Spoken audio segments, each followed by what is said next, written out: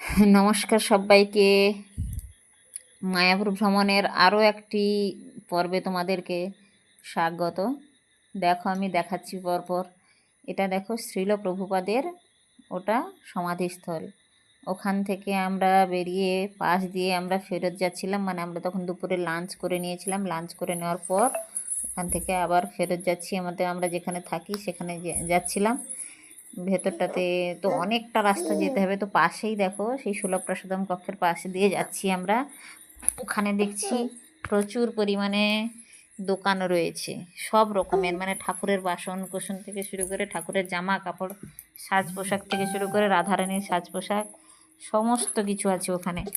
সমস্ত কিছু মানে সে না দেখলে তোমরা বুঝতে পারবে না যে এত এত জিনিস রয়েছে। মানে ঠাকুরের সাজও যেমন আছে, মানুষজনেরও সাজগোজের জিনিস আছে এবং ভেরিয়াস টাইপসের জিনিসপত্র। ওখান থেকে দেখো মন্দিরটাকে কি সুন্দর লাগছে, মনে হচ্ছে যেন আকাশ এসে মাটিতে মিশে যাচ্ছে, মানে মন্দিরের চূড়ায় যেন মিশে গেছে, মানে ঢেকে গেছে আকাশ দিয়ে, যেন মন্দিরের চূড়াটা ঢেকে গেছে।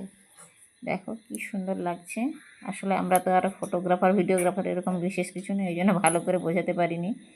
তো যাই হোক, ওখান থেকে আবার এই পাশেই মায়াপুরের যে মেন ঢোকার গেট, ওখানে যে তিনটা প্রসাদের কাউন্টার ছিল, ওখান থেকে হয়ে বেরিয়ে আমরা আবার চলে গিয়েছি যে বংশী ভবনে ছিলাম।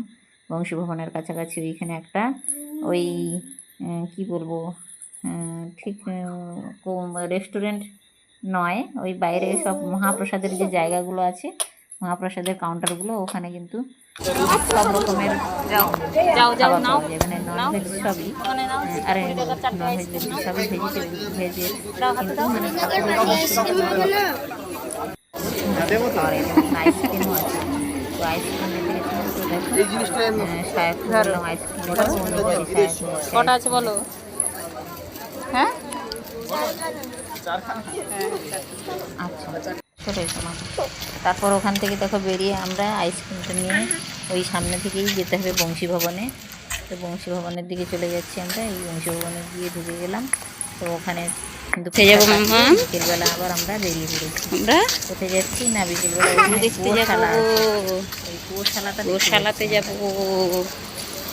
গোশালা যাবো, একটু বসো আমি কথা বলি। তার জন্য আমরা কি করেছি, ওইখানে পাশ থেকে অটো যাচ্ছে, এই অটোর উপরে অটোতে করে, অটো নয়, টোটো, টোটো যাচ্ছে। এই টোটোতে করে পাশ দিয়ে যাচ্ছি, ওখান থেকে 10 টাকা করে ভাড়া নেয়। এই এসে গেছি গোশালার কাছে। গোশালার এখানে সামনে ঢোকার গেটে চলে এসেছি। চিনি দেখছি ওখানে, দেখো ঢোকার মুখটাতে, গোশালাতে ঢোকার